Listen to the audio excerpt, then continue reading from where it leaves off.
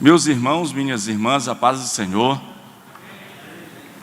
Nós temos a revista da Escola Bíblica Dominical e a lição de hoje, 14 de fevereiro de 2021, lição 7, o título é Cultuando a Deus com Liberdade e Reverência. Já foram lidos todos os elementos aqui pré-textuais da revista, inclusive o objetivo geral dessa lição de hoje, que é conscientizar que no culto pentecostal há liberdade e reverência. E depois tem os objetivos específicos e a gente espera alcançá-los, que é conceituar o culto pentecostal, que é o culto pentecostal. 2, apresentar o centro do culto pentecostal, que é Cristo. 3, explicar como se expressa a liturgia em nossa igreja. Essa parte é quase difícil, porque é um mundo pentecostal muito multilitúrgico, né? Multilitúrgico, há N liturgias. A temática de hoje, como disse o pastor Carlos, ela, no geral, ela não é muito agradável, né? Sim. Tão interessante, que é a respeito do culto. Então, logo tem o tema liturgia, adoração, serviço, o princípio regulador do culto, os aspectos do culto, os elementos ou elementos do culto. Então, são essas questões que temos de trabalhar nesta lição. E a gente, de maneira geral, a gente quer saber que o culto está acontecendo,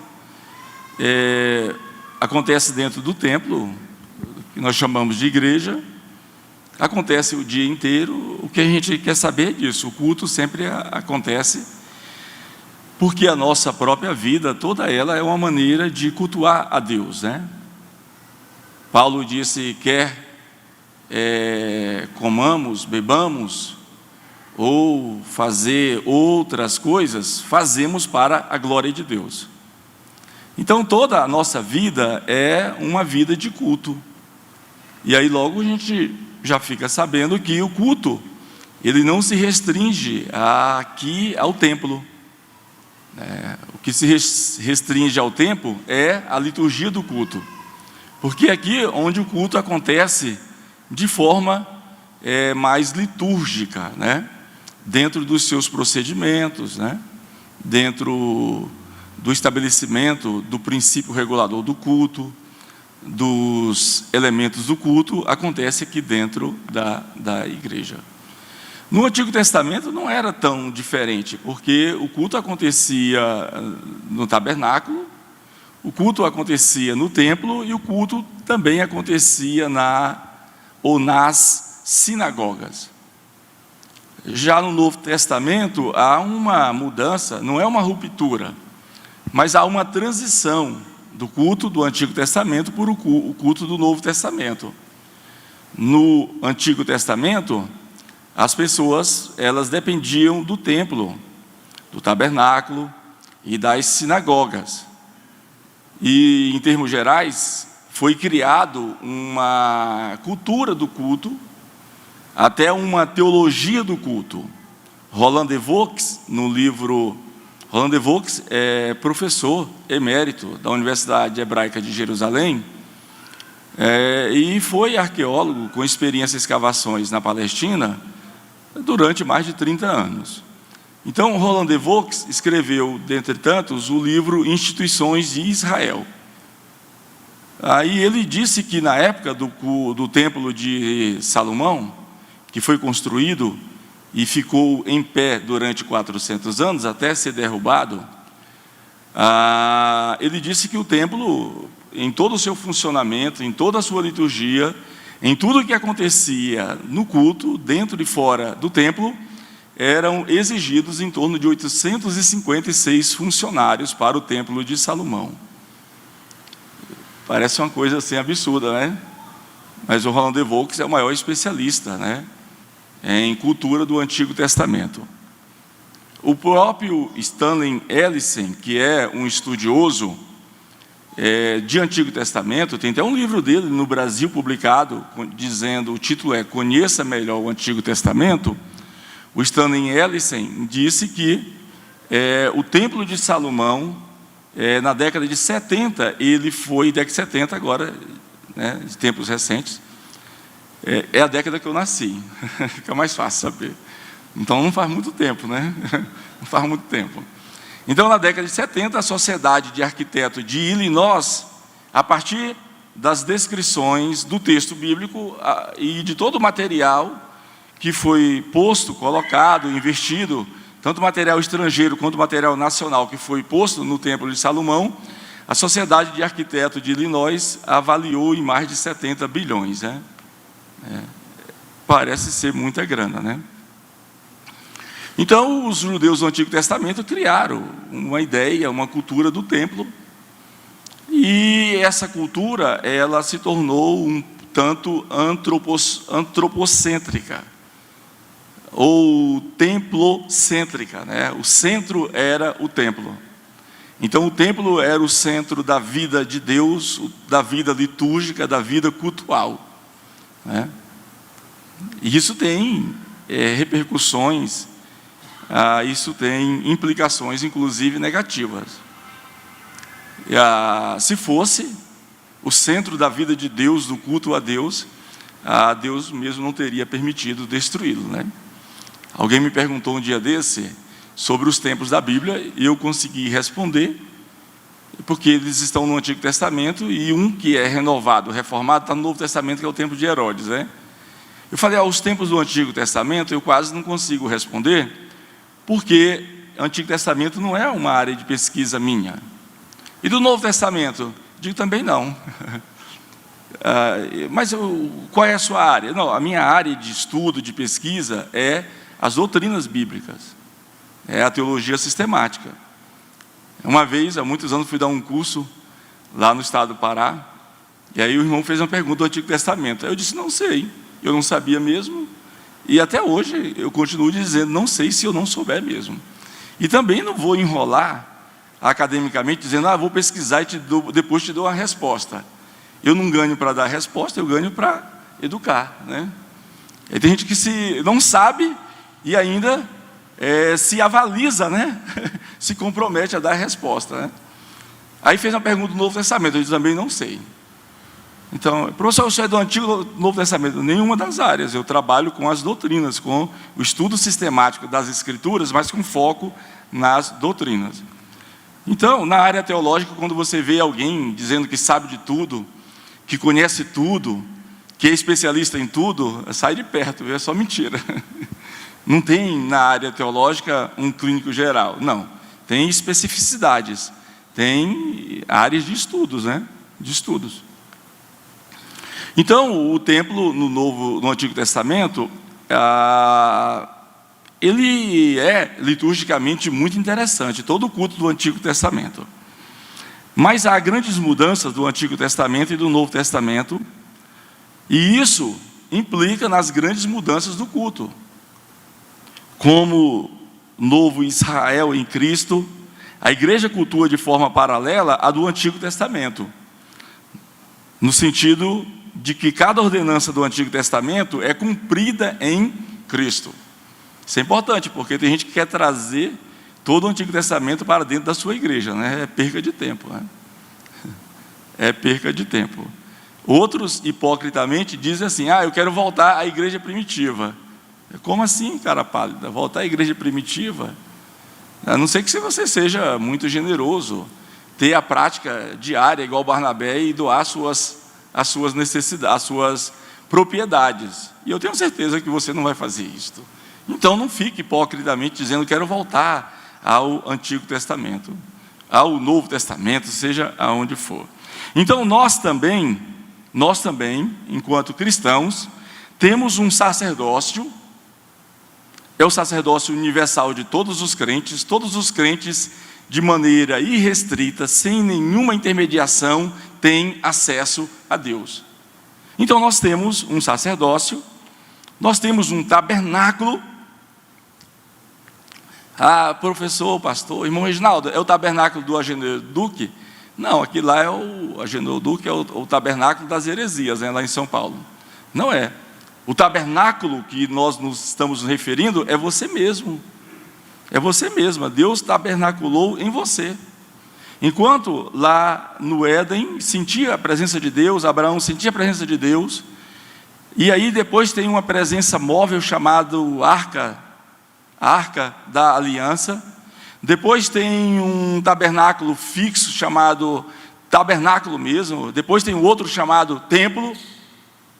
Aí há uma mudança no Novo Testamento. No Novo Testamento, Deus Todo-Poderoso, Ele resolveu habitar dentro de você. Não sabeis vós que sois casa, templo, morada, tabernáculo do Espírito Santo? Então, você é a casa de Deus. É onde Ele habita. É onde Ele habita. Então, nós também temos uma aliança, um sacerdócio, um tabernáculo, sacrifícios, circuncisão, expiação e festas. Mas na prática do culto, há grande diferença, pois todas essas instituições do Antigo Testamento, elas existem unicamente em Cristo. Em Cristo. E somente nele. Nosso culto em Cristo pressupõe o cumprimento cabal de todos aqueles elementos do Antigo Testamento. Então é totalmente desnecessário trazermos os elementos, por exemplo, do culto judaico, o kippá, a menorá, a não ser uma coisa ou outra como símbolo, mas não como uso diário, uso litúrgico. Nós não somos judeus. Nós somos goianos, paulistas, maranhenses, paraenses. Não somos judeus. Nós somos cristãos. Cristãos. Porque as pessoas querem transpor não só as festas, os ritos judaicos lá do Antigo Testamento para hoje. Até a água lá de Israel estão querendo trazer. As águas barrentas do Rio Jordão. Enquanto um governo anterior não conseguiu fazer a transposição do Rio São Francisco no Nordeste, estão fazendo a transposição do Rio Jordão, vendendo água ungida do Rio Jordão. Então, nós não precisamos desses elementos do Antigo Testamento. Todos eles se cumprem na nossa vida através de Cristo, somente nele e através dele. São algumas questões informativas, meramente informativas, para a gente abrir essa lição, que no primeiro tópico, o título é o culto pentecostal, liberdade e reverência. São duas coisas opostas, liberdade e reverência. É fácil conciliarmos a nossa liberdade com reverência? Ou o culto tem que ser irreverente? Ou a adoração tem que ser extravagante, extravasar, Como é que é essas questões à luz das Escrituras? Há na Bíblia um princípio regulador para o culto? No Antigo Testamento há, no Novo Testamento há. O culto não é onde ou quando fazemos o que queremos, porque o culto não é para nós mesmos. Há um princípio regulador na Escritura que diz que o culto é devidamente e somente tributado, dedicado a Deus. Quando eu falo de princípio regulador, eu não estou falando de normas, eu não estou falando aqui de exigências litúrgicas, não, eu estou falando de exigência escriturística, bíblica, que diz que o nosso culto deve ser somente a Deus. Então isso é muito importante.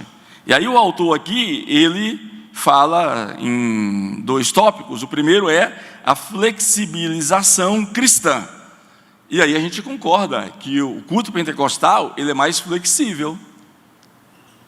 Vocês sabem, por exemplo, e certamente já ouviram falar, como é que era o culto quando os missionários suecos Daniel Berg e Gunnar Wingre chegaram no Brasil. Um estudioso, Gedeon Alencar, que fez uma tese de doutorado, eu não sei se foi na USP ou se foi na Universidade Metodista, ele disse exatamente que quando os missionários chegaram aqui no Brasil, em 1911, a igreja luterana realizava os seus cultos em alemão, a igreja anglicana realizava os seus cultos em inglês, a única igreja pentecostal que já existia, chegou um ano antes, em 1910, a saber, a Congregação Cristã no Brasil, a Igreja do Véu, que foi fundada por Luiz Francesco, que era um pastor presbiteriano italiano, realizava os seus cultos em italiano. E a Igreja Católica realizava os seus cultos em latim. Daniel Berg e Gunnar Wingre, sempre desde o início, mesmo ainda na Igreja Batista, lá em Belém, e mesmo depois que saíram com mais de 17 pessoas e criaram aí o chamado movimento Missão Apostólica da Fé, que entre 1917 e 1918 passou a ser chamada Assembleia de Deus, sempre falaram a linguagem do povo. Então o pentecostalismo, ele marca o culto brasileiro por conta dessa flexibilidade. Não é um culto rígido, um culto estático. Pelo contrário, tem até elementos exagerados, né? E elementos nada inteligentes, tipo aquele: olhe para o seu irmão da direita, belisca o irmão da esquerda. Tem elementos nada inteligentes também no nosso culto. É claro que a gente não aprova esse tipo de elementos, eles não são inteligentes, eles não são bíblicos, eles não contribuem em nada. Então o culto pentecostal sempre foi um culto centrado em Cristo, direcionado a Deus, cuja linguagem que é falada é a linguagem do povo. A igreja episcopal, congregacional, anglicana, ela chega no Brasil pelo sudeste. A igreja luterana chega no Brasil pelo sul. As igrejas batistas, presbiterianas, essas igrejas históricas todas, elas chegam no Brasil também pelo sudeste. É o óbvio, é a logística geográfica, é o óbvio. Do sudeste você alcança, do sul você alcança todo o país. Certamente por ser mais desenvolvido, né, é o óbvio, fizeram de maneira certa. E a igreja pentecostal chamada Assembleia de Deus, ela começa pelo norte, lugar inóspito. Na época da fundação da Assembleia de Deus, na década de 10, na década de 20, por exemplo, quando o Vasco da Gama, aquele time que quase não tem torcida, e quando o Flamengo, aquele time que tem toda a torcida, iam jogar, saíam do Rio de Janeiro para jogar em Belém, às vezes eram 10 dias viajando de navio, né?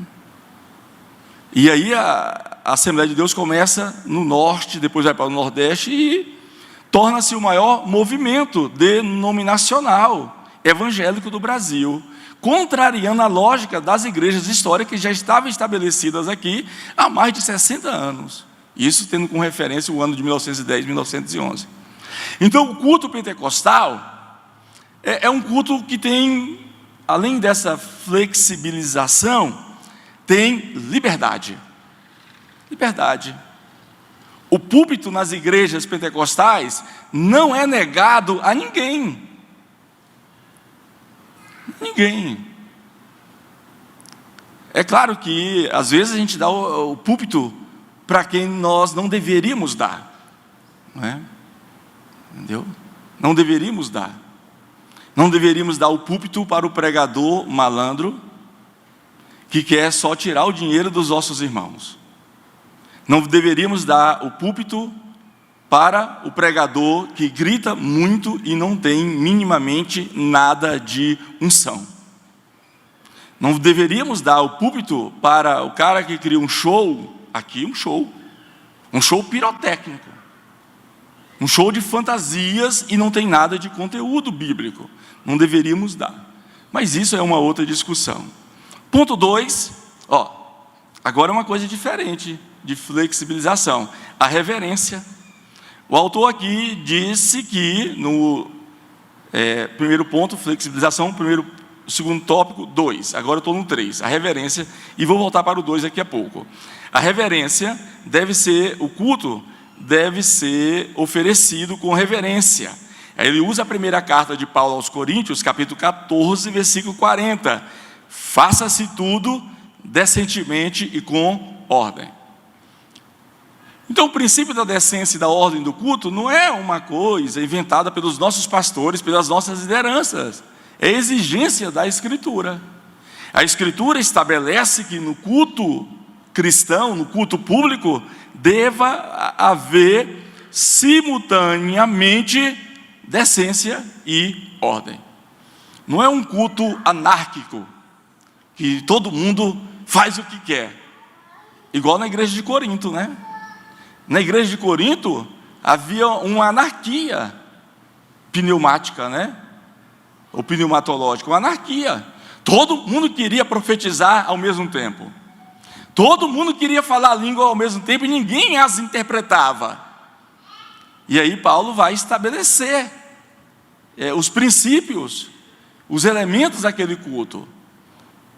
Claro, eu não vou entrar nesse texto, só esse texto aí é muito rico e exige muito tempo para ser trabalhado. Então, Paulo diz algumas coisas importantes ali. Primeira carta de Paulo aos Coríntios, capítulo 14. Depois você pode ler tranquilamente em casa.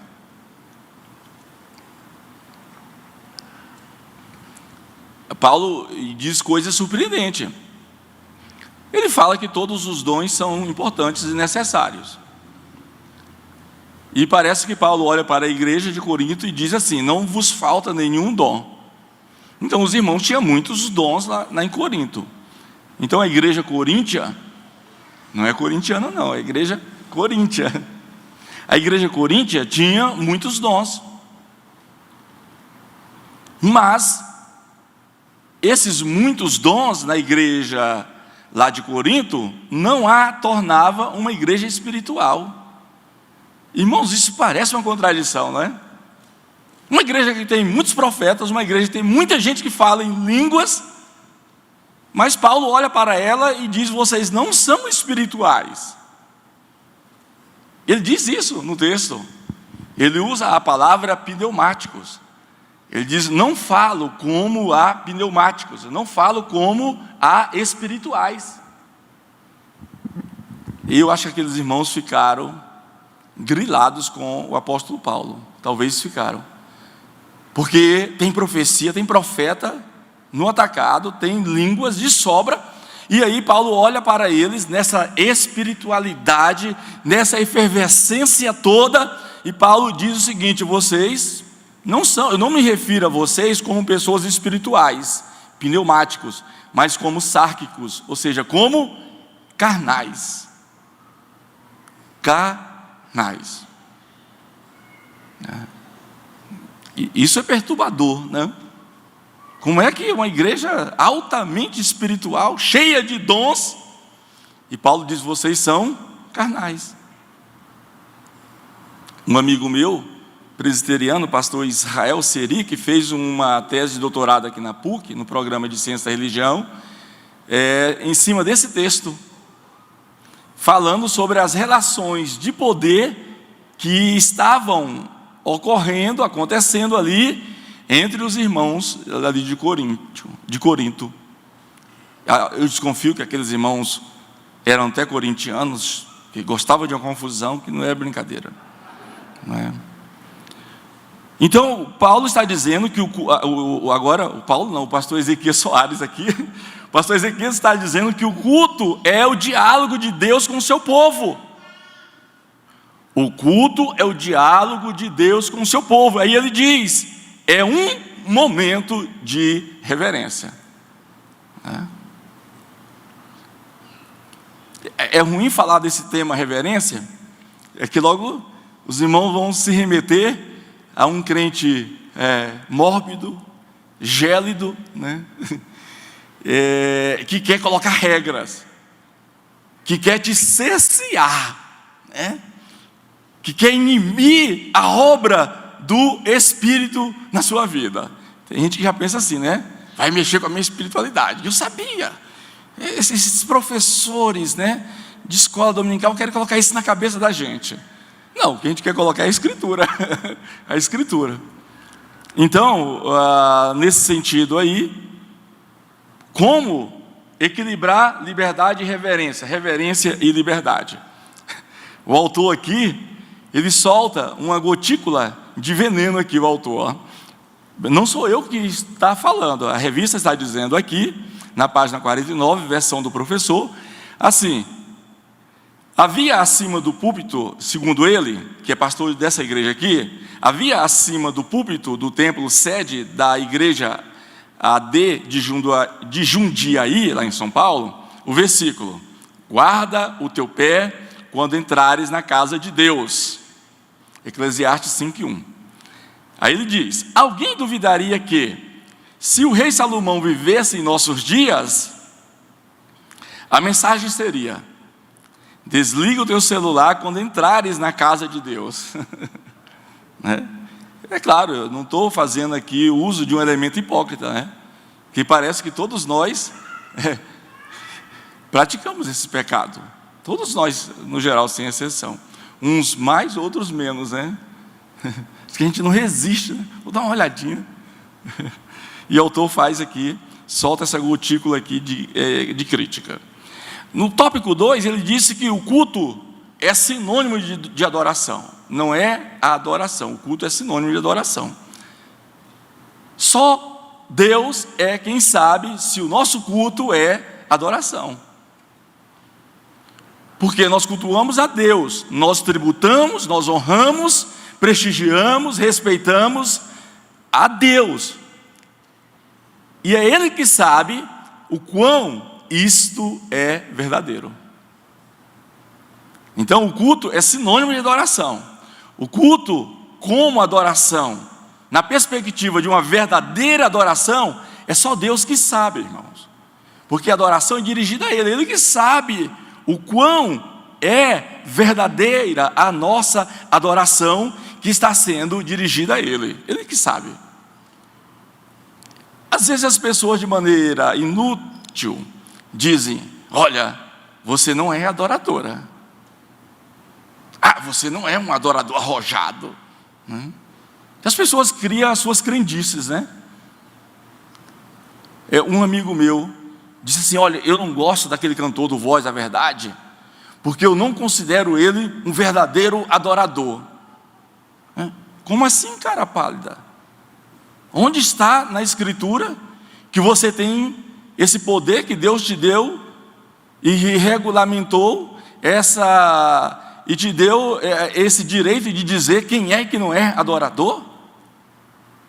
Jesus estabelece isso em João 4 e em outras partes do Evangelho. Me lembrei aqui da passagem que no diálogo com uma mulher, ele diz: vem o tempo e já chegou a hora em que os verdadeiros adoradores adorarão ao Pai. Toda adoração é a Deus. Adorarão ao Pai em espírito. Toda adoração é espiritual. Aí entra uma coisa que é inevitável, aí me desculpe tocar neste assunto. E pastor, e a minha performance? Né? E o meu gingado na igreja, né? O meu caqueado na igreja, isso não conta, pastor, né? Vem o tempo e já chegou a hora que os verdadeiros adoradores adorarão ao Pai em espírito, não é performaticamente. Eu tenho um autor que eu gosto muito, John Frame. Esse livreto dele aqui, em Espírito e em Verdade, eu falo livreto porque só tem 200 páginas. Geralmente o livro deles é uma média de 1000 páginas, o livro dele, né? John Frame diz assim: Deus nem sempre se agrada do culto que lhe é oferecido. Olha, Deus nem sempre se agrada do culto que lhe é oferecido. Aí ele diz: nós somos inclinados a pensar que Deus deve sentir-se agradecido com qualquer tipo de atenção que lhe dispensamos dentro do nosso tempo cheio e escassos de compromisso. Cheios, né? O nosso tempo escasso e cheio de compromisso. Eu falei que a gente constrói crendices, né? Tipo assim, né? No meu louvor, eu vou atrair a presença de Deus. Isso ou é uma insanidade, ou é pura tolice. Como é que um pecador como esse aqui que está falando com vocês, como é que esse cara aqui vai atrair o Senhor dos senhores, o Rei dos reis? Como é que eu vou atrair a presença dele para mim? Não, pastor, o Senhor de fato atrai. E se eu atraísse, os outros irmãos também atrairia? Olha a confusão que a gente se mete. E cada um vai querer atrair em maior grau a atenção de Deus. Então, o culto, nosso culto tem a ver com gratidão. Eu separo 3 palavras: culto, louvor e adoração. Culto, como a própria palavra grega que está na revista, é indicativo de serviço. Serviço. A palavra liturgia, no texto grego, e quem a pratica, quem a desenvolve, é chamado para liturgia, vem do grego leitorgos, da ideia de alguém que desenvolve, que presta um serviço público. É por isso que o culto, ele é público, o culto é público. Porque o culto, alguém pode dizer, a lição fala aqui do culto individual, e está correto falar do culto individual, mas o culto, ele é público. Por exemplo, publicamente, o Caim, que é o primogênito, ele vai lá e oferece o culto dele a Deus. O Abel também, por sua vez, vai lá e oferece o culto a Deus. Então, publicamente, eles ofereceram os vossos cultos a Deus. Deus rejeita a pessoa de Caim e a sua oferta. Quando diz Deus rejeitou, em primeiro lugar, a Caim e também a sua oferta, rejeitou a Caim, isso significa que Deus rejeitou o culto de Caim. Se Deus rejeitou o culto de Caim, em outras palavras, o próprio Caim, Deus também rejeitou a sua oferta.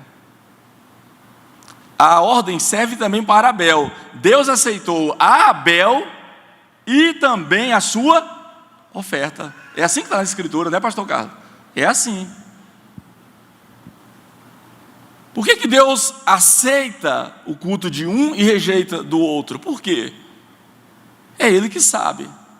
Mas os princípios norteadores do culto estão nas Escrituras. Então, o Antigo Testamento não contradiz o Novo Testamento e também o Novo Testamento não contradiz o Antigo Testamento. O apóstolo Paulo fala no Novo Testamento que devemos oferecermos a Deus como sacrifício vivo, santo e agradável a Deus. Ele chama isso de quê? Culto racional. É a mesma coisa do Antigo Testamento. Está lá o Caim, está lá o Abel. Eu digo, isso faz parte de uma outra mensagem, um outro estudo, que o Caim é o protótipo do falso adorador. O falso adorador, ele se prende em performance. Ele se prende no aspecto estético, belo, performático do culto. Isso existe? Jesus falou que isso existe. Jesus disse, bem profetizou o profeta Isaías ao vosso respeito. Esse povo só me honra com seus lábios, mas o seu coração está longe de mim. O coração de Caim estava longe de Deus. Deus rejeitou a Caim, o culto de Caim, e rejeitou também a sua oferta. Segundo tópico, o centro do culto pentecostal. Ponto 1 do segundo tópico, o centro da nossa adoração. Ele diz o seguinte: alguns opositores da obra pentecostal costumam nos acusar de, em nossos cultos, darmos ênfase ao Espírito Santo acima de Jesus. Claro que isso não é verdade. É uma maneira sutil de nos chamar de montanista. Montanista foi um movimento em torno de Montano, que logo nos séculos 2 e 3 ficaram conhecidos por as experiências estáticas, as manifestações espirituais, etc, etc, etc. Os montanistas tinham uma boa intenção de adorar a Deus, mas eles exageravam, Eles sempre exageravam na dose. E aí ele diz aqui, trata-se de uma interpretação equivocada a nosso respeito. O Senhor Jesus é o centro da nossa adoração e da mensagem cristã pregada pela nossa igreja. Então, o nosso culto é centrado, a nossa adoração é centrada em Deus. Então, eu classifico o culto como serviço que prestamos a Deus. Tudo que nós fizermos, façamos para Deus, façamos para a glória de Deus. Culto, louvor, eu classifico louvor como a mais profunda expressão de gratidão que pode brotar do nosso coração. Louvor é uma expressão de gratidão. Eu vejo muito isso em Davi. Salmo 103, bendize, ó minha alma, ao Senhor, e tudo que há em mim, bendiga ao seu santo nome. Isso é louvor, gratidão. E aí ele continua, bendize, ó minha alma, ao Senhor, e não te esqueças de nenhum só dos seus benefícios. Eu nem falei para minha esposa, senão ela ia pedir para me voltar para casa. Eu viajo muito, eu gosto de viajar de carro, e pelo tempo aí eu tenho alguma experiência em rodovias, mas quase eu entro numa colisão nessa viagem. Não falo para ela não ficar preocupada e dizer assim, eu te avisei, Não. Então, Davi está dizendo, e não te esqueças de nenhum só de seus benefícios, porque é Ele que redime a nossa vida da cova, é Ele que cura as nossas feridas e nos coroa de graça e misericórdia. É Ele, é Ele. Tópico 2, ponto 2, um culto vibrante no poder do Espírito. E aí ele volta a falar aqui, primeira carta aos Coríntios, capítulo 14, e o autor diz aqui que a exortação de Paulo à igreja cristã de Corinto, a comunidade cristã de Corinto, nos ensina muitas coisas sobre o culto. Entre elas, que o culto não era entediante nem consistia num pregador falando para um rebanho atento e silencioso. Ele está jogando aqui uma farpazinha aqui, o autor, pois havia uma interação dinâmica de compartilhar e de receber. Culto vibrante no poder do Espírito. Então, a partir de Belém do Pará, os missionários suecos, Daniel Berg e Gunnar Wingre, e toda essa tradição pentecostal que vem a partir deles, desse pentecostalismo moderno, no geral, adotaram esse modelo de culto, vibrante, radiante, vigoroso, dinâmico. Usei essa palavra sinônimas de forma proposital. E aí nós não somos soberbos, mas há no culto pentecostal vivacidade. Há no culto pentecostal liberdade. Eu não sou de tolir ninguém na sua expressão litúrgica, na sua maneira de cultuar. Do meu ponto de vista, qualquer manifestação no Espírito que seja autêntica e legítima é válida. Não é aquela manifestação particularzinha que o irmão aprendeu lá no monte. Não. A do foguinho, a do reteté. Gente, que palavra de mau gosto nós criamos ou importamos, eu não sei, não quero nem pesquisar a gênese dessa palavra. Reteté, né? Se com o uso dessa palavra, com o indicativo dessa palavra, estamos nos referindo à obra do Espírito Santo na igreja, essa palavra beira blasfêmia, a obra do Espírito Santo, irmãos. A obra do Espírito Santo nunca foi, não é, nunca será reteté. A obra do Espírito Santo é a obra santificadora, é a obra regeneradora que Ele faz em nossas vidas. Paulo, escrevendo a Tito, ele disse: não por obra de justiça que houvéssemos feito, mas segundo a sua misericórdia, Ele nos salvou mediante o lavar renovador e regenerador do Espírito Santo. Reteté, Deus me livre, meu. Isso é de um mau gosto, isso é de uma deselegância pentecostal sem precedentes. Reteté, não, irmão, não foi o reteté. Foi o Espírito Santo que te regenerou. Não foi reteté, foi o Espírito Santo que te transformou. Foi o Espírito Santo que santifica a sua vida. Santifica pela palavra. Você é santificado pelo sangue de Jesus. Vós estáis limpo pela palavra que vos tenho dado. Pedro disse: não foi por prata ou ouro ou qualquer coisa perecível que fostes resgatados, mas com efeito fostes resgatados da vossa vã maneira de viver por meio do sangue precioso de Jesus. Graças a Deus, meus irmãos. Isso, culto pentecostal, você tem liberdade, viu? Sou professor, mas sou professor pentecostal. Estava falando pro Tony. Tony é bem mais novo do que eu. Onde foi a igreja que Deus me converteu, que Ele me escolheu? Não foi eu que escolhi Ele, foi Ele que me escolheu, na verdade. E eu disse para ele que eu fui batizado com o Espírito Santo pregando, né? Jovem, acho que 17 anos, me deram a oportunidade para pregar, e eu fui pregar e fui batizado ali no púlpito.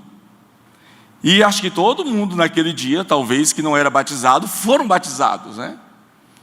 Então eu não posso, eu sou de tradição batista, eu vim da igreja batista na minha adolescência, mas eu nunca posso negar essa herança pentecostal.